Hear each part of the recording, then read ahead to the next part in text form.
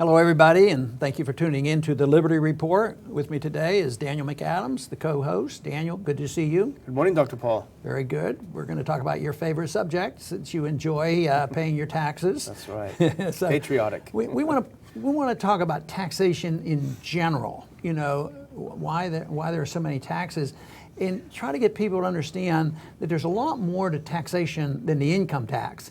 You know, if we had a limited government, which is a daydream, and we had none of these hidden taxes. We're going to be talking about hidden taxes that people don't even pay attention to, and they don't even think of it as taxes. That maybe 1%, 2%, 3%, like they originally started, and they said that's all we need to run the government, which was a lie even back then. It would be a lot different, but that isn't the case. We have the income tax, but the income tax is a lot less important than the hidden taxes, because right now they say, well, poor people don't pay income taxes, which is true according to the current definition. But 40-50% of the lower bracket don't pay. During the presidential campaign, it came up and they said, one of the other candidates said, we got to make everybody pay a little bit. There's people who don't pay anything, has to pay their percentage. And I said, well, we're halfway there. They didn't pay any taxes. I was all for that. But anyway, people do think about the income tax. The other day, we talked about tariffs. There was some confusions on some of our listeners about exactly what a tariff was. I call it a tax. And there's a lot of other things like this. So I want to just talk about that a little bit, and I'm sure you have some ideas about the best way to tax or not tax. But in the meantime, what I'm trying to do is get information out for people to see that the cost of government is much bigger. Even if they're not paying income taxes, they're paying the penalty of excessive government spending. It's like an iceberg, right? You see this tax, but you don't see all this stuff. Well, what are some of these things that you would call, quote, hidden taxes? Well, one of the big ones that I've talked about, and I've been able to bring it up frequently, is the inflation tax. And I remember bringing that up years and years ago, and even in the campaign, the presidential campaign, people said, "What are you talking about, the inflation tax?" And that was my answer. What is the most detrimental tax? And they're all detrimental, but I equate spending with taxes. That's really where the big tax is, just spending the money. But the inflation tax is the most deceitful and dishonest and penalizes the poor and the middle class the most. Because they come along and they say, well, we have to take care of the poor, and they have a moral justification, which I don't accept. And then they say there's a moral justification for caring for the world because there's poor people around the world. We have to take care of them. We're wealthy. And there's a lot of political problems around the world, and we have to correct it, so therefore we have to be the policemen of the world. So we have all this moral justification, and the people don't pay a whole lot of attention, but their politicians are influenced and controlled by special interests, so they spend the money. And an ordinary community or an ordinary business or an ordinary person would have to quit spending because they'd run out of money. But not a government, especially if it's the government like ours that we have the authority to print the reserve currency of the world. So we run up the debt and we just print the money. We don't print money. That's a technicality that's incorrect. They don't do too much of that, but they create computer entries for the tune of trillions of dollars just by clicking a computer. And that's so-called money. It's not wealth, but it's money. Now what happens is when they do this to pay for government, which is benefiting special interests, when they spend the money, many times it's the corporate benefits that they get. When that money gets into circulation and spreads around, and it takes a while, 1, 2, 3, 4 years for this money to spread around. By the time the average person gets it, the cost of living goes up. Instead of it creating new wealth, like we're living in a circumstance like this now, we have no economic growth and they can't figure it out, but there's a lot of money. But prices are going up and they're going to go up a lot more. But who suffers the most? It's the middle class and the poor. When that happens, that is called a regressive tax. And the regressive tax means the poor suffer the most.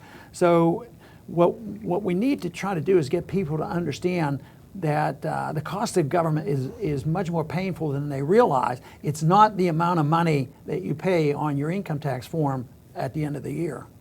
It seems to me one of the greatest inflation taxes would be our foreign policy and the empire. You know, it's kind of ironic because you have the middle class, to a degree at least, by and large, supporting the idea of a strong military overseas, and yet how many trillions of dollars have we spent on the war on terror, and we keep getting more terror because of it, and they don't see the bill. They never get a check. They never get a bill in the mail for it. And this is held together because there's still trust in the dollar, but logic tells us that will come to an end. But something happened during World War II that helped to hide taxes and reassure the people their taxes aren't too high, and that is the principle of a withholding tax. So the businessman had been enslaved. If you don't withhold tax from your employee, you're in big trouble and you can go to prison for it. So they enslave us to keep the records, collect it for the government, and send it off.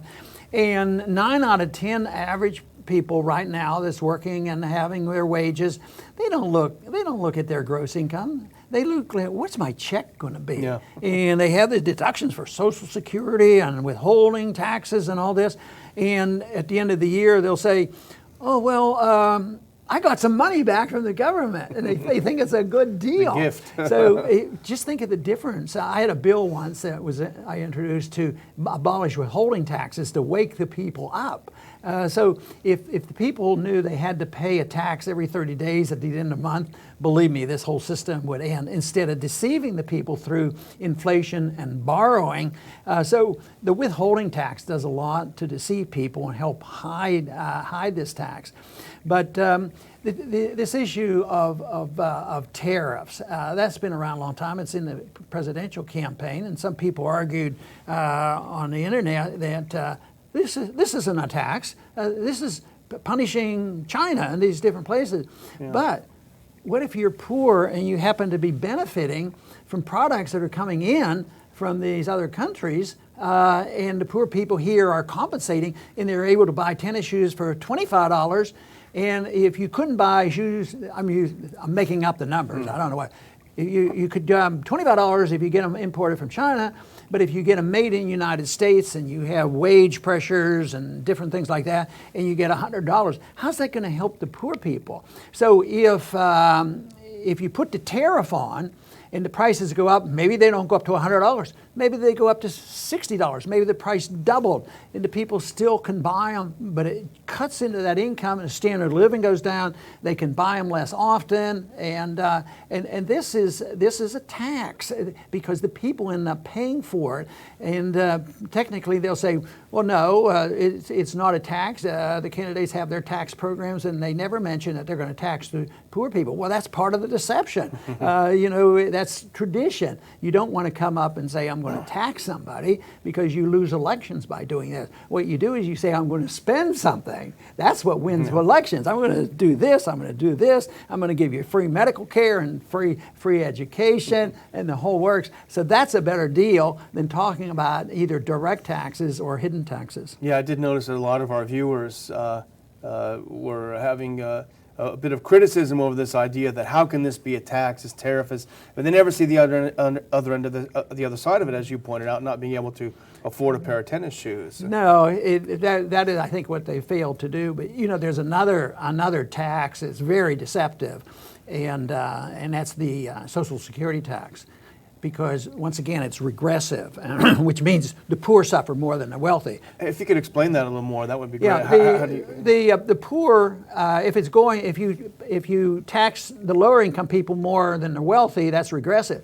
But if you can say, don't ever tax the poor, tax the rich, which is very popular. In a way, that's sitting out there, but the rich finally get their tax havens, and the poor don't pay income tax, but they pay all the hidden taxes. Yeah. And they think, well, it's because we have to crack down on corporations. They should crack down on the fake corporations, the people who benefit from government and all this. But no, they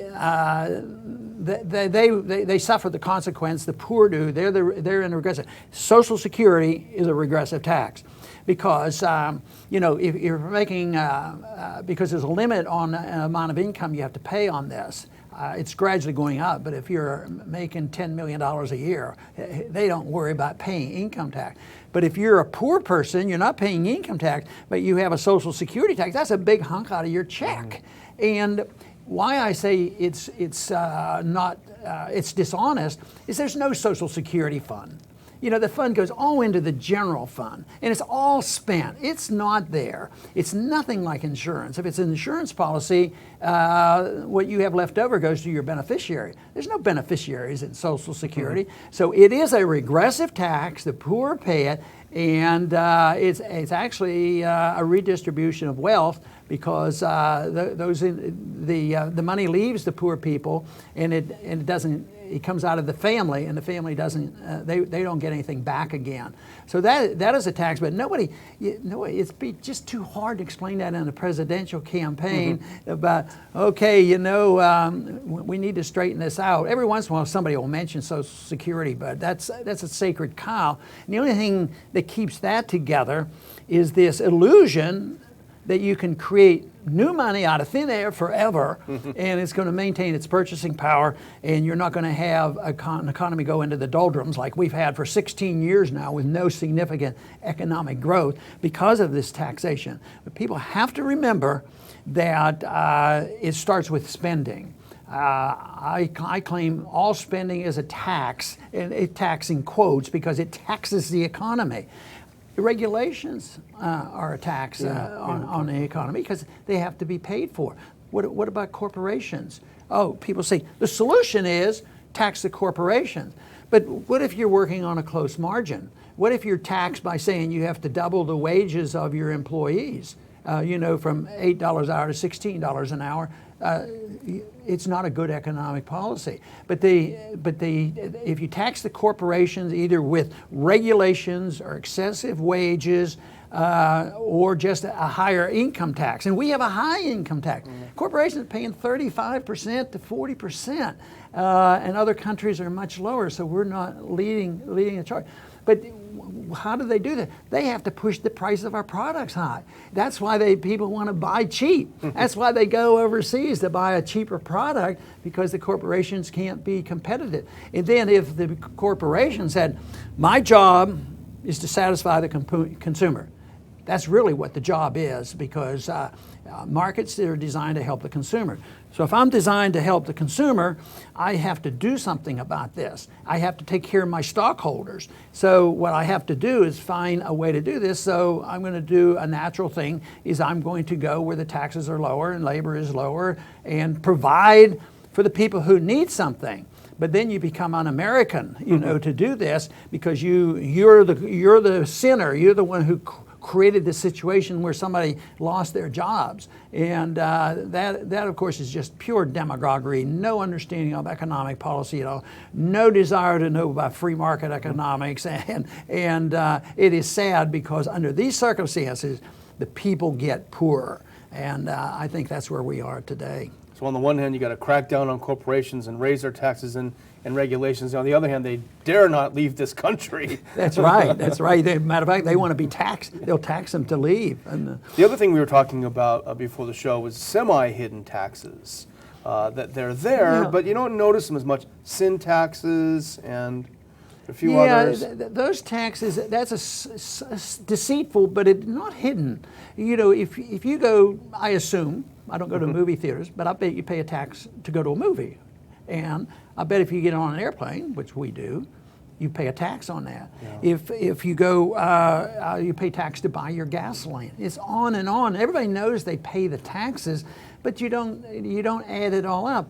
Percentage-wise, it's regressive, because if if you're in low income, you might spend 90% or more of your budget just to get by. So the percentage is tremendous, versus if you're very wealthy, the percentage of your sin taxes, if they are buying alcohol. Bottle of wine, they call that a sin tax. That doesn't bother a wealthy person, but if somebody else wants to go out and have a beer, they have to pay a tax on this. So those are not hidden, they're up in the open, but they're invisible to the non-observer if they don't observe it. That's why they can dwell on looking for somebody to blame. if they could just blame somebody for this and say, well, it's corporate greed that does that. Without even asking about what is crony capitalism. Crony capitalism has something to do with this too. So taxation is very detrimental. I think that the 16th Amendment was a real disaster. Legalizing the income tax, and of course some people still argue the way it's collected is totally unconstitutional. But 90% of what our government does, as far as I'm concerned, is unconstitutional. It's overextended domestically. It's overextended in our personal lives, of spying on us. It's overextended in our economic lives. They know everything that we do. It's overextended in economic regulations that has driven us into a precarious situation where there's no economic growth. And it is driven with this system that we have into a foreign policy disaster, which does nothing more than create more enemies and costs a lot of money and serves the interests of the military-industrial complex, the banking system, the whole mess. So I would say that what we need is restraint on government spending, honest money, where you don't have to spend so much time on taxes. And the only conclusion I would have is, if you really want to know how much taxes you're paying, you have to look at the hidden taxes and the taxes that you forget about, and not be deceived into thinking, well, we can put taxes on people that are sending in imports here and it won't hurt the poor people. Believe me, all this hurts the poor. All that we do in Washington is regressive in the sense that the poor get poorer. And the answer to this, of course, is not too complicated. Why don't we try, at least make an effort to obey the Constitution, because the Constitution did give us guidelines to limiting the size and scope of government.